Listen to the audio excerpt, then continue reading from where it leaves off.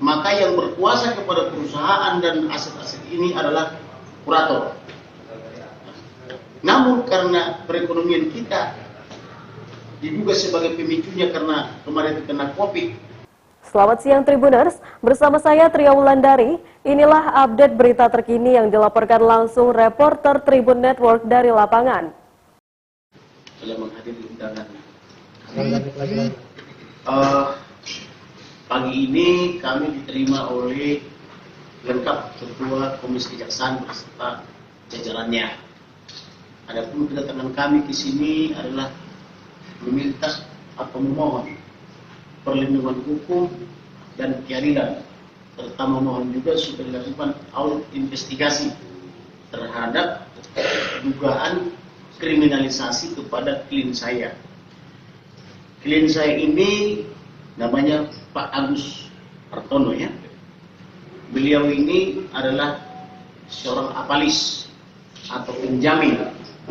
Apalis atau penjamin hutang piutang antara satu perusahaan dengan Bank Mandiri. Dalam rangka Bank Mandiri sebagai kreditur memberikan fasilitas kredit kepada satu perusahaan. Beliau menjaminkan harta-hartanya. Tentu Bank Mandiri telah melakukan penilaian yang disebut dengan appraisal bahwa perusahaan itu layak menerima bantuan fasilitas kredit setelah dinilai objeknya itu jauh melampaui pinjaman. Setelah semua melalui proses seleksi yang sangat ketat, maka cairlah uangnya. Dalam perjalanannya, perusahaan itu atau kepemilikan beliau di perusahaan itu sahamnya dijual. Waktu dia jual atau ditinggalkan perusahaan ini masih sehat, artinya pembayaran semua masih lancar dengan pihak kreditor. Dan jaminannya tetap melekat karena belum lunas. Ini jaminan tetap dalam penguasaan Bank Mandiri. Setelah beberapa lama, sebelum lunas semua dibayar ke Bank Mandiri, ternyata perusahaan itu dimohonkan pilot oleh pihak ketiga lainnya. Maka pilot ke perusahaan ini. Dengan pilotnya perusahaan ini dan sudah ingkrah di pengadilan pilot di Jawa Tengah, maka aset-aset daripada perusahaan ini dikuasai kurator, diawasi oleh hakim pengawas. Maka yang berkuasa kepada perusahaan dan aset-aset ini adalah kurator.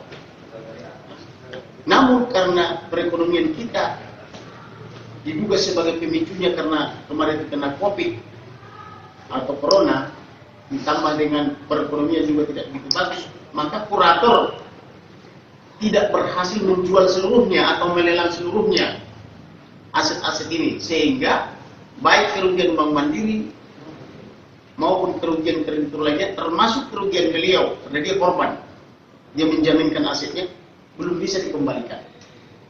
Akibat tidak bisa dikembalikan karena belum terjual budel kepalitannya yang sudah dikuasai kurator, maka ada pihak ketiga lainnya juga membuat laporan ke Jaksa Agung dengan cara menyebutnya ini sebagai tindak pidana korupsi karena menyangkut uang perusahaan bank BUMN, yaitu perusahaan Bank Mandiri.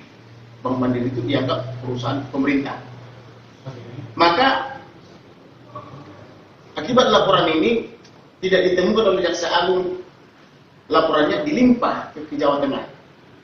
Maka yang menangani perkara ini menjadi Kejaksaan Tinggi Pidana Khusus Jawa Tengah. Sebelum ke sana, pemilik perusahaan yang sudah membeli dari bapak ini juga sudah dipidana karena melakukan perbuatan melawan hukum, yaitu memalsu identitasnya dan juga merugikan pihak ketiga. Dan bapak ini sebagai korban. Di dalam putusan-putusan itu, selain ada putusan pilot, ada juga putusan perdata perbuatan melawan hukum yang pada pokoknya menyatakan bahwa klien saya ini adalah korban, tidak bisa dituntut pidana maupun perdata. Itu amar putusan dan itu sudah ingkrah. Kemudian Kejaksaan Tinggi Jawa Tengah tidak mau menghormati isi putusan-putusan ini, tidak menghormati putusan pilot, tidak juga menghormati putusan perdata. Tetapi Kejaksaan Tinggi Jawa Tengah menyatakan bahwa mereka lah yang paling berwenang di republik ini. Artinya kalau pun ada putusan-putusan di pengadilan, mereka beranggapan bahwa itu seolah-olah tidak ada. Lalu mereka melakukan penyitaan. Disitulah aset-aset atau bulir kepanitan ini menjadi objek sedang dugaan tindak pidana korupsi, sehingga semakin mempersulit kurator untuk menjual.